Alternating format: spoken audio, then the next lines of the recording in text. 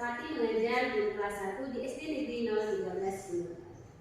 Assalamualaikum Bu Wati. Waalaikumsalam. Bagaimana kabarnya hari ini Bu Wati? Alhamdulillah baik.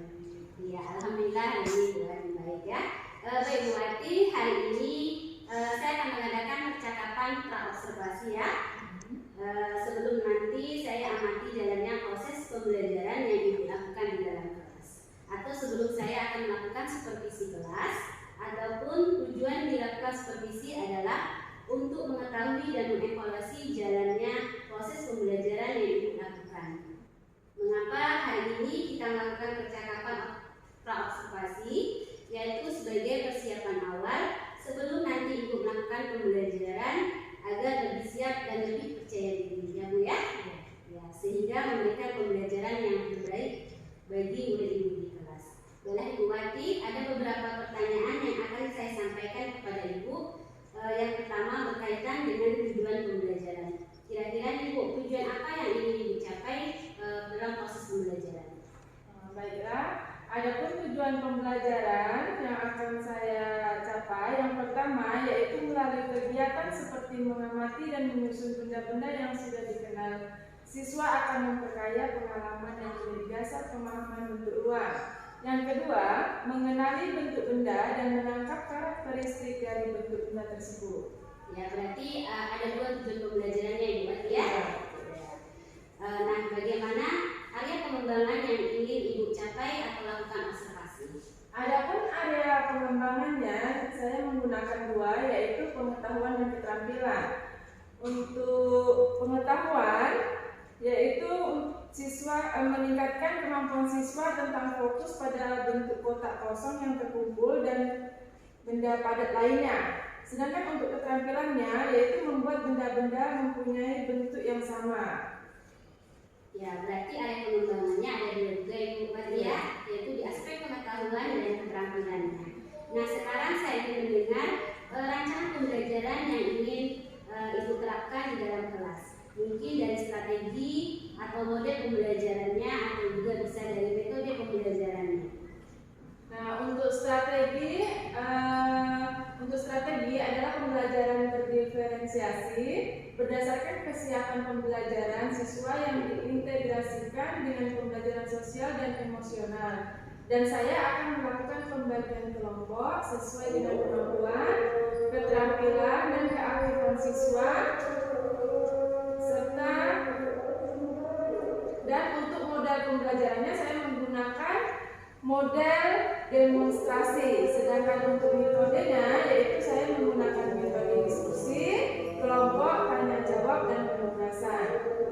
Kemudian untuk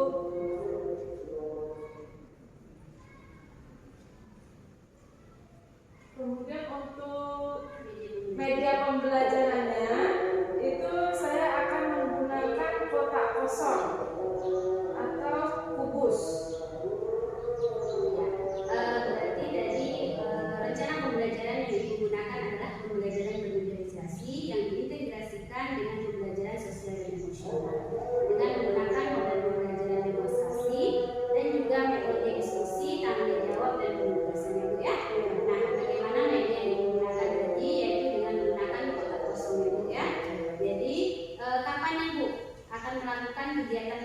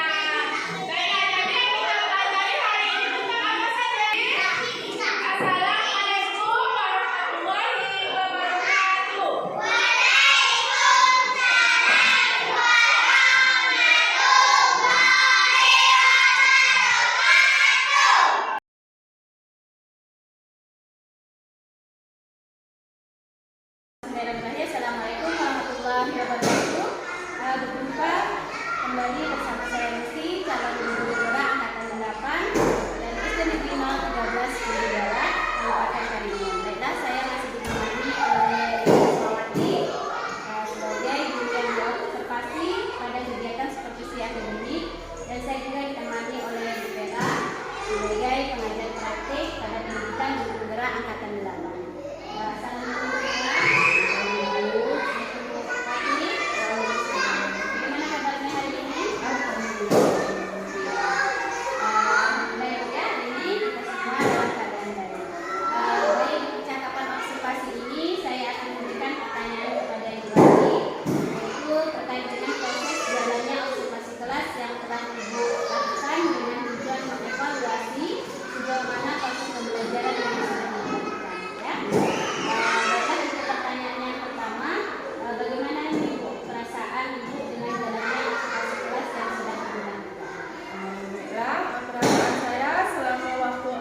Observasi kelas, yaitu karena mungkin belum terbiasa, saya mungkin merasa tegang. Awalnya merasa tegang, tapi alhamdulillah berjalan dengan baik. Alhamdulillah ya, semuanya berjalan dengan baik. Baik Bu, bisa diceritakan kembali alur perkembangan yang dilakukan di dalam kelas dan langkah-langkah atau tahapan apa yang sudah dilakukan di dalam kelas. Baiklah, adapun tahapan-tahapan yang saya lakukan, kalau tahapan yang saya melakukan pembelajaran, area pengembangan dari pengetahuan dan juga keterampilan. Nah, untuk pengetahuan, siswa fokus pada bentuk kotak kosong yang tertutup dan benda padat lainnya. Sedangkan keterampilannya, siswa membuat benda-benda yang mempunyai bentuk yang sama. Baik, berarti area pengembangannya yaitu berkaitan dengan pengetahuan dan keterampilan juga. Iya. Ya. Nah, menurut Ibu, sejauh mana area pengembangan yang Ibu lakukan di dalam kelas sudah berhasil? Menurut saya, alhamdulillah berjalan dengan baik, namun masih ada kekurangan. Baik, berarti sudah dilakukan juga dengan baik, tapi masih ada kekurangan. Nah, menurut Ibu, apa sih kekurangan atau mungkin kendala-kendala yang Ibu hadapi pada saat melakukan proses pembelajaran di dalam kelas? Kendala atau hambatan yang sering terjadi tentunya dihadapi guru yang lainnya juga. Masih ada beberapa siswa yang tidak ingin terlibat dalam kegiatan belajar tersebut. Tentunya siswa tersebut kurang aktif dalam belajar. Baik, berarti ada beberapa siswa ya Bu ya yang kurang aktif, kemudian mungkin hanya mengandalkan temannya ya Bu ya, seperti itu. Iya, betul sekali. Adalah kira-kira mengapa hal itu terjadi dan kenapa mereka kurang aktif, bahkan mereka kurang ikut untuk terlibat dan tidak mengikuti pembelajaran. Mungkin hal-hal itu bisa terjadi karena dalam pembagian kelompok dan jumlah siswa yang terlalu banyak dalam kelompoknya, dan saya juga akan menggunakan pendekatan sesuai minat anak. Misalnya saya bagi kelompok sesuai minat anak dan saya bagi kelompok berdasarkan gaya belajarnya. Ada yang gaya belajarnya visual, auditori, dan kinestetik, sehingga anak akan merasa lebih nyaman. Jadi saya sesuaikan dengan kenyamanan anak tersebut. Mungkin saya melakukan pertanyaan kepada anak tersebut untuk menyesuaikan di dalam kelas maunya seperti apa, seperti itu. Baik, itu berarti rencana ke depannya Bu ya? Ya, insya Allah rencana ke depannya seperti itu. Ibu akan menyesuaikan gaya belajar siswa berdasarkan kenyamanan anak dengan menggunakan gaya belajar visual, auditori, dan kinestetik. Seperti itu ya Bu ya? Mudah-mudahan apa yang Ibu rencanakan dapat realisasi sehingga proses pembelajaran menjadi lebih baik lagi dibandingkan dengan kemarin Bu ya?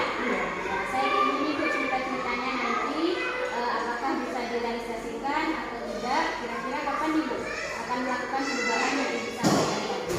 Mungkin saya akan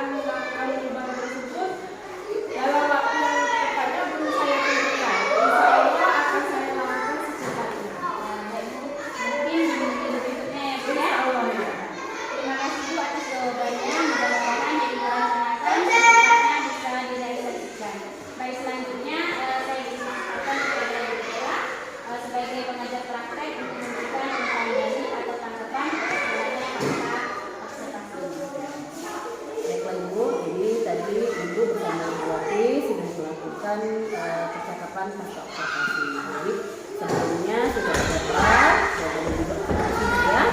Ibu mengajar di kelas 1 ya. Jadi pada kegiatan observasi dan pra-observasi di sini saya juga sudah melihat bahwa ibu sudah menyampaikan tujuan pembelajaran, ada area pengembangan yang ingin ibu capai dan juga strategi yang sudah ibu siapkan. Jadi dimana kalau prinsip coach itu ada kemitraan, ada prosesnya dan juga ada memaksimalkan potensi. Dimana Bu Lisi juga tadi sudah menggali beberapa pertanyaan sehingga ibu juga sudah dapat menentukan kira-kira solusinya apa untuk permasalahan yang ibu hadapi. Hanya itu saja Ibu Lisi dan Bu Wati, saya ucapkan terima kasih atas kolaborasinya. Ya, terima kasih. Terima kasih banyak atas kembali dan tanggapan-tanggapannya terkait dengan kegiatan observasi kita hari ini. Baik, rangkaian observasi sudah selesai dimulai dari observasi debat ya. Kemudian observasi kelas dan ada juga sekarang ini kita masuk pasca observasi. Saya ucapkan terima kasih banyak kepada Ibu Ira, kemudian kepada Ibu Wati yang sudah diobservasi dan saya dengan Assalamualaikum warahmatullahi wabarakatuh.